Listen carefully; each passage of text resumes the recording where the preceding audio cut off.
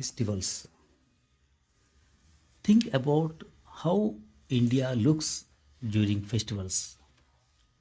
It is like stepping into a rainbow. Bright clothes, glowing lights, tasty food served beautifully, and decorations everywhere. But the moment the festival ends, the magic disappears.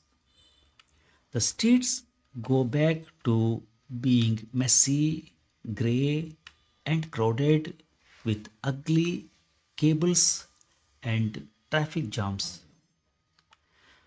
Why do our public spaces look so boring when our festivals are so full of life? India has always been home to amazing artists, builders, and designers.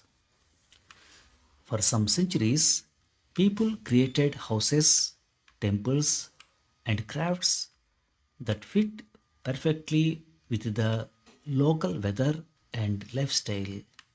But today, many of these traditions are vanishing.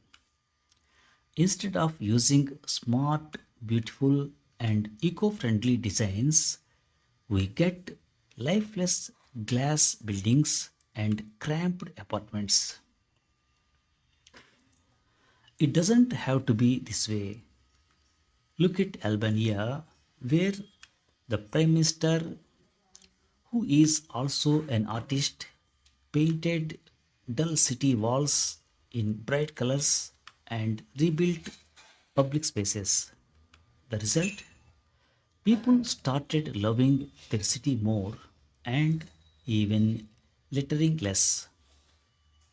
Imagine if Indian cities had the same spirit as Diwali, Durga Puja celebrations, places that make you feel proud and happy to live there.